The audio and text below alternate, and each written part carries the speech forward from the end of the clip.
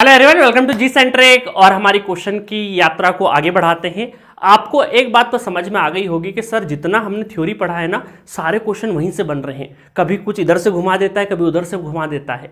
तो अब आपको समझ में आ रहा होगा कि थ्योरी का कितना इंपॉर्टेंस है, क्योंकि जो थ्योरी पढ़ी है वही क्वेश्चंस अलग अलग तरीके से पूछे जाते हैं। अब आप सीख गए होंगे क्वेश्चन को, तरीका हैंडल करने का अप्रोच भी सीख गए। इस वीडियो से आपको क्या करना है, वीडियो को पॉज करना है और सारे क्वेश्चन खुद से करना है। सारे क्वेश्चन खुद से कर लोगे और आपकी एक्यूरेसी अगर 80% 90% रहती, दैट मीन्स कि आपने थ्योरी बहुत अच्छे से सीखा है। आपके दिमाग पे जोर डलेगा हाँ थ्योरी से ही, क्योंकि क्वेश्चन पढ़ते से जोर डलेगा। जैसे ये क्वेश्चन है, reluctance offered by the magnetic circuit depends upon, किस पर रिलक्टेंस डिपेंड करता है? Nature of magnetic material. Nature देखो, रिलक्टेंस का क्या फॉर्मूला, रिलक्टेंस है 1/μ into LC divided by AC। भाई म्यू क्या देता है? म्यू देता है आपको μ0 और μr, कि भाई वो हवा में रखा गया है या किसी मटेरियल के ऊपर डिपेंड कर रहा है। रिलेटिव परमेबिलिटी मटेरियल पर डिपेंड करती है ना, तो बिल्कुल नेचर ऑफ मैग्नेटिक मटेरियल कैसा है उस पर डिपेंड करेगा कि μr डिपेंड कर रहा है। Length of the magnetic flux path, बिल्कुल लेंथ पर डिपेंड कर रहा है reluctance. Cross section area of the magnetic material, बिल्कुल क्रॉस सेक्शन एरिया पर डिपेंड कर रहा है। ऑल ऑप्शंस आर करेक्ट, उसमें कोई बात ही नहीं है, तो D is the correct answer, D is the correct answer. ठीक है, तो बस जो सीखा है वही अप्लाई करना है, नथिंग रॉकेट साइंस। आपको सिर्फ जो आपने सीखा अपने में भरोसा रखिए। कई बार स्टूडेंट भरोसा ही नहीं रखते, पता नहीं सर ये इसमें क्या लगेगा, जो आपने सीखा वही लगेगा। चलो नेक्स्ट क्वेश्चन देखें। Magnetic flux per unit area is, क्या बोलते हैं? Magnetic flux per unit area, area मतलब मीटर स्क्वायर है, फ्लक्स मतलब weber, weber per metre square क्या होता है? Magnetic flux density, area area magnetic flux density, तो C is the correct answer. Population density वाला याद है ना? याद है, एग्जांपल मैंने बताया था पहली क्लास में। नेक्स्ट देखते हैं। For the figure shown below the permeability in the core is 4 × 10⁻⁴ weber ampere turns per metre, है ना? देखो ये क्या है? परमिएबिलिटी की यूनिट है। अभी हमने पिछले लेक्चर में एक क्वेश्चन किया था ना परमिएबिलिटी के ऊपर। What is the value of flux density in Tesla in the core? Flux density की वैल्यू आपसे पूछी है। और ये है टोरॉइडल कोर, क्या बोलते हैं? टोरॉइडल, टोरॉइड भी बोलते हैं। ये इस तरीके का जो शेप होता है इसको टोरॉइड बोलते हैं। मतलब टोरॉइड में कैसे बनाऊं, थोड़ी देर के लिए ये पाइप था ना हमारे एग्जांपल में, इस पाइप को ऐसे मैं मोड़ देता हूं, पूरा गोल कर देता हूं, रिंग बना देता हूं। ये पाइप है, थोड़ी देर के लिए पाइप, इस पाइप को मैंने मोड़ दिया तो उस पाइप के अंदर इसको बोलते, इस शेप को बोलते हैं टोरॉइड शेप। क्या बोलते हैं? टोरॉइड।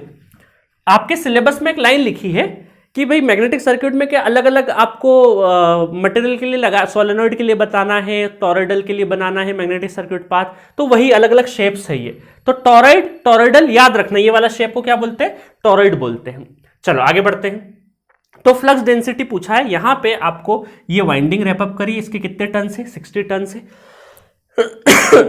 इसमें करंट कितना जा रहा है? 5 एम्पेयर करंट जा रहा है। और इसका टॉरॉइड का जो मीन, ये जो मीन जो लेंथ, क्या बोल सकते हैं हम लोग, मीन आपका रेडियस जो है वो कितना है? 5 सेंटीमीटर है, 5 सेंटीमीटर। ठीक है, ये कुछ इस तरीके का शेप है, कुछ इस तरीके का शेप है ना। ये बाकी होलो है, ये पूरा का पूरा ये ऐसा शेप है। चलो आगे बढ़ते हैं। तो अब मैग्नेटिक फ्लक्स डेंसिटी निकालना, इसको मैं हटा देता हूं सारे को, जो टॉरॉइड लिखा रहने देता हूं ताकि आपको काम आएगा। ये मैंने लिख दिया यहाँ पे, ठीक है। चलो बढ़ते हैं आगे। मैग्नेटिक फ्लक्स डेंसिटी पूछा है। अब देखो मैग्नेटिक फ्लक्स डेंसिटी पूछा है तो उसको कैसे? बी से डिनोट करते हैं। तो बी कहां कहां से आ सकता है? देखो B equal to mu into H हो सकता है। एक तो ये फॉर्मूला हमने पढ़ा है, एक तो ये वाला फॉर्मूला पढ़ा है हमने। तो म्यू आपको गिवन है, म्यू आपको गिवन है 4 × 10⁻⁴ Weber's ampere turns per metre, सारा चीज गिवन है। अब यहां पे H जो है, H क्या होता है? H होता है ampere turns per metre, ampere turns per metre. Amperes क्या होता है? एम्पेयर टन्स कितना? N × I divided by metre, मतलब लेंथ की बात हो गई, मीटर मतलब लेंथ की बात हो गई। तो यहां पर अगर N कितना है? 60, करंट कितना है? 5, लेंथ कितना है? ये लेंथ आपको डॉटेड लेंथ निकालना है। तो आपको लेंथ तो गिवन ही नहीं है, ये रेडियस जरूर गिवन है।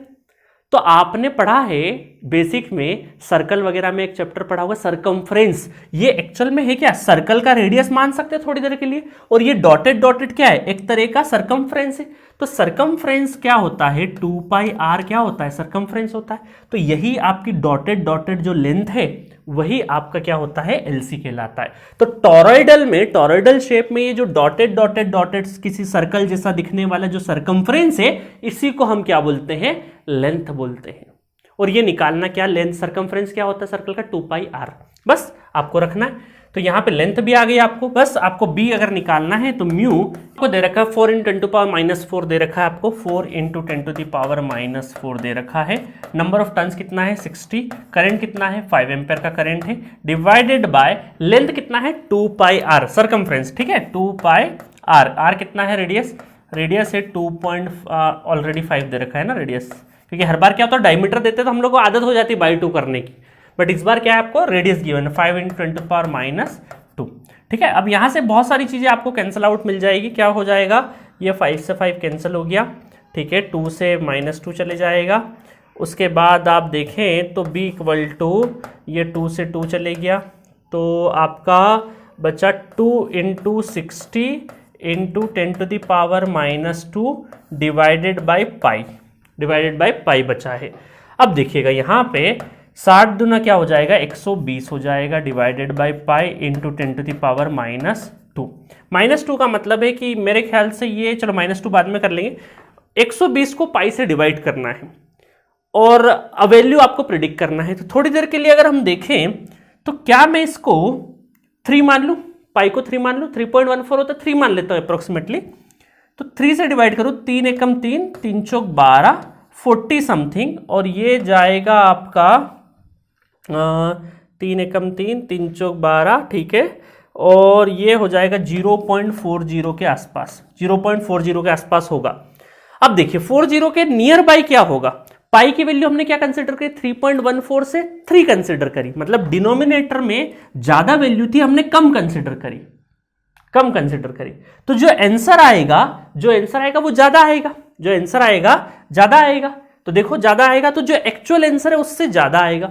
एक्चुअल आंसर क्या है आपका, जो भी रहेगा 0.40 से कम आएगा। एक्चुअल आंसर जो भी रहेगा 0.4 से कम आएगा और आसपास ही होना चाहिए।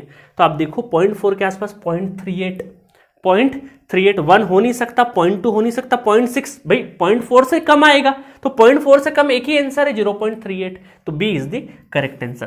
That is the difference between GATE exam and SSC JE exam, या आरआरबी जेई बोले या स्टेट जेई बोले, यही डिफरेंस है। गेट में क्या होता है, हमें एक्यूरेट आंसर निकालना पड़ता है, बट आरआरबी जेई हो गया या एसएससी जेई हो गया, यहां पर हम थोड़ा अप्रोक्सीमेशन लगा सकते हैं। अब अगर कोई स्टूडेंट बोलेगा सर 3.14 रख के मैं तो प्रॉपर सॉल्व करूं, उसको लगेगा 10-15 मिनट, तो वो यहीं वेस्ट कर देगा, इतना आपको नहीं जाना है। खैर आरआरबी में इतनी कैलकुलेशन नहीं आएगी, बट आपको तैयार रहना, हो सकता वैल्यू इतनी आसान रख दे और एक दे दे, बट एसएससी जेई में इस तरह के क्वेश्चन आते हैं और ये 18 में आया हुआ ही क्वेश्चन है, ठीक है। चलो नेक्स्ट क्वेश्चन तरफ बढ़ते हैं। नेक्स्ट क्वेश्चन क्या है, what will happen to the permeance of the magnetic circuit if the area of the cross section of the circuit gets doubled, ठीक है, एरिया क्या हो जाए आपका डबल हो जाए। तो आप देखो परमियंस क्या होता है, परमियंस होता है 1/रिलक्टेंस, और रिलक्टेंस क्या होता है, रिलक्टेंस होता है 1μL/AC। तो इसका मतलब है परमियंस को लिखें तो ये μAC डिवाइडेड बाय LC आ गया, मतलब प्रोपोर्शनल टू क्या है, डायरेक्टली प्रोपोर्शनल है परमियंस के एरिया। तो हम क्या बोलेंगे, अगर area of cross section double हो रहा है तो आपका परमियंस भी क्या होगा, डबल हो जाएगा। तो B is the correct answer, क्योंकि बाकी लेंथ वगैरह की कोई भी हमें इंफॉर्मेशन नहीं दे रखी है, ठीक है। चलो नेक्स्ट क्वेश्चन देखिए, the current in the circuit shown below is 4 ampere. कहां पे ये करंट है, देखो यहाँ पे 4 एम्पेयर का करंट फ्लो कर रहा होगा इस वाइंडिंग में।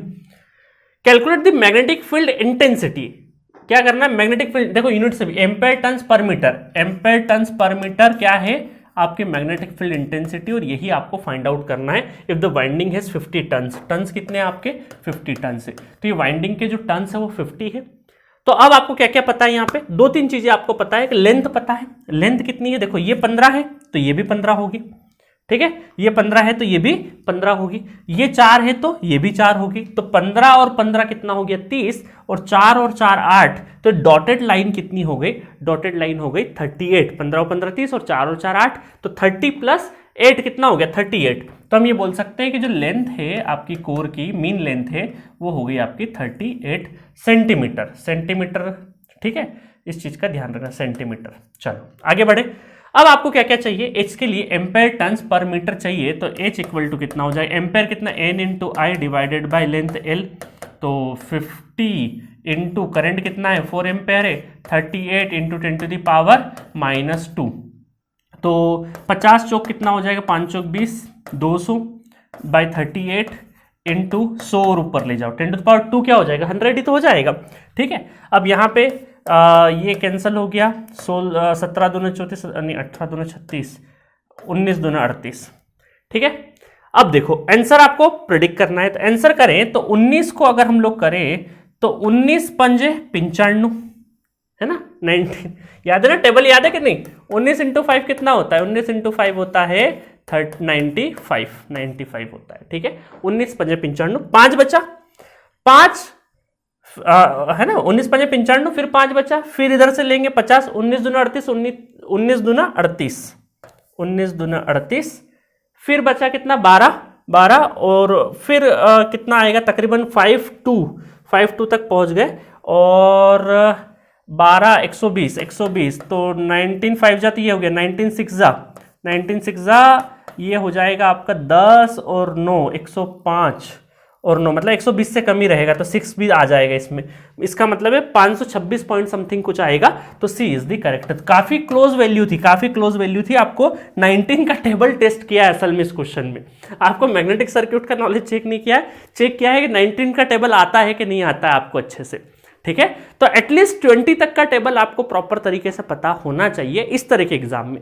गेट में 19 का टेबल नहीं भी आएगा तो कोई दिक्कत नहीं है, क्योंकि क्या होता है कैलकुलेटर अवेलेबल रहता है, बट एसएससी जेईई जैसे एग्जाम्स में आपको जो टेबल है एटलीस्ट जो पहाड़े हैं आपके देसी भाषा में जिसको बोलते हैं, वो आपको 20 तक आने ही आने चाहिए। 20 तक का अगर टेबल आएगा तो बहुत कैलकुलेशन आप आसानी से कर ले जाओगे। ठीक है, चलो नेक्स्ट क्वेश्चन की तरफ बढ़ते हैं। What is the magnetic flux density at a distance r due to a long conductor carrying current I? Ampere circuital law का अगर लेक्चर देखा होगा तो ये क्वेश्चन बड़ी आसानी से आप कर सकते हैं। आपको पूछा है मैग्नेटिक फ्लक्स डेंसिटी पूछा है, ठीक है, कि कहाँ पे एक ये हमने एक वायर लिया था, ठीक है, और एक पी पॉइंट पे हमने ऐसे मैग्नेटिक फील्ड डेंसिटी या इंटेंसिटी फाइंड आउट करी थी। ठीक है, तो इंटेंसिटी फाइंड आउट करी थी, तो H इक्वल टू क्या होता है, देखो एम्पेयर सर्किटल लॉ क्या है, H dot D L equal to I enclosed, ऐसे ही करते थे हम लोग। तो यहां पर कितना होता था, h डिवाइडेड बाय लेंथ कितनी होती, 2 पाई आर क्या हो जाती थी, आपकी लेंथ हो जाती थी। ठीक है, dl 2 पाई आर ले लेते थे, तो h अपॉन 2 पाई आर होना चाहिए, बट म्यू क्या है, क्योंकि आपको इंटेंसिटी नहीं पूछा, आपको क्या पूछा है, डेंसिटी पूछा है, तो डेंसिटी पूछा है, mu b equal to mu H, तो b इक्वल टू क्या हो जाएगा, म्यू इंटू एच क्या हो जाएगा, I divided by 2 pi r, तो mu I divided by 2 pi r, तो D is the correct answer, D is the correct answer, है ना। बाकी डिटेल वर्जन आप जा सकते हो, थ्योरी में मैंने ऑलरेडी आपको पढ़ा दिया है, क्वेश्चन आता है 2020 का ही क्वेश्चन है। नेक्स्ट देखें, H equal to express for magnetic field due to a infinite linear current carrying conductor, वही क्वेश्चन पूछ लिया अलग तरीके से, है ना। तो वहां पे हमने क्या निकाला, mu I divided by 2 pi R निकाला, ये क्या था, H था, तो H equal to mu I divided by 2 pi R ampere turns, तो A is the correct answer, A is the correct answer. ठीक है, सेम वही चीज, यहाँ डेंसिटी पूछा है, वहां पे इंटेंसिटी पूछा है, यहाँ पे इंटेंसिटी पूछा है। ठीक है, यहाँ पे आपको पूछा है डेंसिटी, तो इंटेंसिटी आई, म्यू हटा दो, है ना, गलत कर दिया देखो अपन ने, म्यू हटाना है इंटेंसिटी में से, तो आई डिवाइडेड बाई 2 पाई आर, तो ये C करेक्ट हो जाएगा ना, C करेक्ट हो जाएगा। ठीक है, छोटी छोटी गलती हो सकती है ना, इस चीज का ध्यान रखना। तो डेंसिटी में हमने एम्पेयर सर्किटल लॉ से क्या निकाला है, सिर्फ इंटेंसिटी निकाली, डेंसिटी बनाना तो ये फॉर्मूला यूज करेंगे हम, प्रॉपर इंटेंसिटी का ही फॉर्मूला होता है। तो यहां पर आपसे इंटेंसिटी पूछी, पिछले क्वेश्चन में डेंसिटी पूछी, ये 19 का क्वेश्चन है, थोड़ा मॉडिफाई कर दिया आंसर, क्योंकि म्यू आई डिवाइडेड 2 पाई, देखो हम भी धोखा खा गए, ए ऑप्शन में था, टक कर दिया टिक, और गलती हो गई, वो तो ध्यान चले गया, नहीं कहीं गलती कर रहे हैं हम लोग, क्योंकि डेंसिटी इंटेंसिटी में अंतर है। ठीक है, तो इस चीज का ध्यान रखना, कहाँ म्यू आएगा कहीं नहीं आएगा, तो इंटेंसिटी में म्यू नहीं आता है, H डॉट डी एल कुछ भी रटना नहीं है, ampere circuital H dot D L equal to I enclosed, वहां से याद लिया। चलो नेक्स्ट क्वेश्चन देखें, the laws involved in the expression equal to minus N D phi by D T में कौन कौन से लॉ इन्वॉल्व। अब आप बोलोगे सर n तो नहीं, बट n इक्वल टू हो सकता है 1 रखा हो तो कोई दिक्कत नहीं है। फेराडे एंड लेंज लॉ, बिल्कुल सही बात है, A is the correct answer, बाकी तो कूलम्ब्स, फेराडे, एम्पेयर उनका कोई मतलब ही नहीं है, तो A is the correct answer. Next देखें, 4 relation have been given, select the correct relation, correct relation आपको निकालना है। चलो एक एक करके रिलेशन देखते हैं। MMF equal to flux upon reluctance, तो आप एक एक करके देखो रिलक्टेंस इक्वल टू कितना होता है, एमएमएफ डिवाइडेड बाय फ्लक्स, है ना, ईएमएफ डिवाइडेड बाय करंट, याद रखना, इलेक्ट्रिकल सर्किट से मैग्नेटिक सर्किट ध्यान रखना। तो आपको पूछा एमएमएफ, तो फ्लक्स अपॉन रिलक्टेंस, नहीं भाई एमएमएफ तो क्या होता है, एमएमएफ तो होता है रिलक्टेंस और फ्लक्स का मल्टीप्लीकेशन, ये तो मल्टीप्लीकेशन हो रहा है। MMF is the flux divided reluctance and flux, नहीं ये भी नहीं है। MMF equal to flux divided by permeance, ये कुछ बात हो सकती है परमियंस, क्योंकि क्या होता है परमियंस होता है 1 बाय रिलक्टेंस। तो 1 बाय रिलक्टेंस को अगर रखेंगे हम लोग तो यहाँ पे reluctance equal to 1 upon permeance, चलो इस इक्वेशन में रखें तो क्या हो गया 1 अपॉन परमियंस इंटू 5, तो इसका मतलब MMF equal to flux upon permeance, flux upon permeance. तो ये बात तो सही लग रही है, C is the correct answer, पर फिर भी डी देख लेते। Flux equal to MMF upon flux equal to क्या है एमएमएफ अपॉन परमियंस, ये तो हो नहीं सकता, तो C is the correct answer, तो फ्लक्स डिवाइडेड बाय परमियंस। ठीक है, तो ये मैं क्वेश्चन डायरेक्टली करवा देता, बट आपको एक सारे फॉर्मूला किस तरीके से प्रेशर सिचुएशन में ऐसे गड़बड़ हो जाती है, ठीक है, क्योंकि परमियंस के फॉर्म में दिया, परमियंस के फॉर्म में करके फिर उल्टा करना है, तो flux divided by परमियंस that is MMF, तो C is the correct answer. ठीक है, चलिए नेक्स्ट क्वेश्चन की तरफ बढ़ते हैं। A long straight wire carries a current I equal to 10 ampere. At what distance is the magnetic field H equal to 1 ampere turns? ये उल्टा क्वेश्चन पूछा है। अभी हमने H equal to I divided by 2 pi R निकाला था ना, इसका उल्टा है। इस बार आपको डिस्टेंस, ये R क्या देता है हमें, डिस्टेंस देता है ना, ये R हमें कंडक्ट, ये P पॉइंट तक का क्या है डिस्टेंस है, डिस्टेंस है। तो हम ये बोलेंगे यहाँ पे कि जो डिस्टेंस आपसे पूछा है तो I divided bye 2 pi h, और I कितना है, I है 10 डिवाइडेड बाय 2 पाई और h कितना है 1, तो 10 डिवाइडेड बाय 2 पाई। अब हम क्या करते हैं, देखो 2 पंजे 10, 5 by pi, 5 pi, 5 by pi, 5 by pi कहीं दिख रही का, 5 पाई बाई 2 सर, 5 तो एक ही में दिख रहा है सर, 5 पाई बाई 2 हो सकता है कुछ कैलकुलेशन मिस्टेक करी होगी, टिक करके आगे बढ़ जाते। स्टूडेंट कई बार अपने ऊपर भरोसा नहीं करते एग्जामिनेशन हॉल में, उनको सिर्फ नंबर दिखता है 5 और पाई 2 मैच हो गए, चलो, क्योंकि देखो लिखने का तरीका भी देखो, पाई हल्का सा 5 से नीचे है तो देखने में तो वो मल्टीप्लिकेशन है, बट एक नजर में नजर का धोखा हो जाता है, आपको थोड़ा सा लगेगा डिवाइड में है और जल्दबाजी में हो सकता है आप डी करेक्ट करके चले जाए। तो ऐसा मत करना, क्योंकि आपको 5 पाई आया, आप सोचेंगे अब मैंने कहीं कैलकुलेशन एरर करी होगी, जल्दी जल्दी में टिक कर देते हैं, ऐसा नहीं करना। देखो चालाकी से फिर क्या है सर, 5 बाई पाई नहीं है तो क्या होगा 10 बाई 2 इंटू 5, तो ये 10 बाई 2 पाई है ना। देखो यहाँ पे क्या क्या है, ये सारा का सारा ऑप्शन ही गलत है क्या, नहीं नहीं, ये पाई नीचे आना चाहिए मेरे ख्याल से, ये थोड़ा सा इन्होंने लिखने में यहाँ पे गड़बड़ करी है, अदरवाइज तो आपका जो आंसर डिस्टेंस जो है 10 divided by 2 pi, 10 divided by 2 पाई आना चाहिए, 10 बाई 2 डिवाइडेड बाई पाई। ठीक है, ये नीचे की साइड में आना चाहिए, ऑप्शन लिखते टाइम पे उन्होंने गड़बड़ कर दी। अदरवाइज मेरा क्वेश्चन समझाने का तरीका आप समझ गए होंगे, मैं क्या समझाने की कोशिश कर रहा हूं कि कई बार कैलकुलेशन हम करते हैं और हमारी कैलकुलेशन में हमें ही भरोसा नहीं होता है। ठीक है, अब ऑप्शन सुधार लेना ना, पाई मल्टीप्लिकेशन में है जो ऑप्शन दिख रहा है उसके हिसाब से पाई को नीचे करना, तो 10 by 2 pi, 10 by 2 pi is the correct answer. ठीक है, और अगर इसको 5 के फॉर्म में करना है तो 5 by pi is the correct answer. ठीक है, तो ये पाई नीचे लिखने की कोशिश कर रहा होगा एडिटर जिसने भी क्वेश्चन बनाया होगा, है ना, वहाँ मल्टीप्लाई में कर दिया। ठीक है, अदरवाइज हमें तो कॉन्सेप्ट से मतलब है, ध्यान रखना। चलो नेक्स्ट क्वेश्चन देखें। The leakage coefficient in the magnetic circuit is denoted by, अब लीकेज कोफिशिएंट को किससे डिनोट करते हैं, लैम्डा से डिनोट करते हैं। अब सर ये होता क्या है लीकेज कोफिशिएंट, अब आपको एक चीज बताई होगी मैंने जब मैग्नेटिक सर्किट पढ़ाया, तो इसके दो फॉर्म होते हैं, एक लीकेज होता है और एक लिंकेज होता है, लीकेज और ये होता है लिंकेज।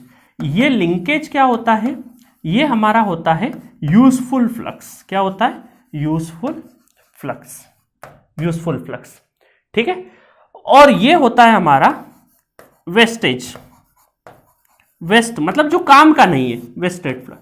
अब कई बार स्टूडेंट क्या करते हैं, ट्रांसफार्मर के जब पढ़ रहे हैं तो वो सोचते हैं कि कोर में जाने वाला फ्लक्स लिंकेज है और हवा में जाने वाला क्या होता है, लीकेज होता है। जब ट्रांसफार्मर जब पढ़ते हैं स्टूडेंट तब ये बोलते हैं कि भाई ये जो कोर में जाने वाला होता है लिंकेज होता है, लिंकेज फ्लक्स यूजफुल, और ये जो हवा में जाता है इसको हम लीकेज बोल देते हैं। तो स्टूडेंट ये पढ़ते पढ़ते रट क्या लेते हैं कि जो हवा में जाता है क्या होता है, वो वो लीकेज होता है। बट जब रोटेटिंग मशीन की बात आती है, रोटेटिंग मशीन में क्या होता है, रोटेटिंग मशीन में पूरा उल्टा हो जाता है। रोटेटिंग मशीन में जो हवा में जाता है वो काम का होता है, और जो कोर पार्ट में जो जाता है मशीन के, वो लीकेज कहलाता है। जब मैं आपको इलेक्ट्रिकल मशीन जब पढ़ाऊंगा तब ये बताऊंगा। तो लीकेज या लिंकेज इस बात से कतई डिसाइड नहीं होता कि वो हवा में जा रहा है या मैग्नेटिक पाथ में जा रहा है।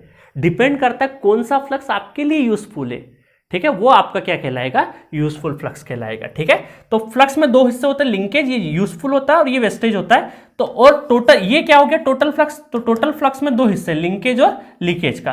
तो ये जो आपका लीकेज कोफिशिएंट होता है, ये रेशो होता है। किस किस का रेशो होता है, ये टोटल फ्लक्स और लिंकेज का ही रेशो होता है, जो कि मैं लिख देता हूं।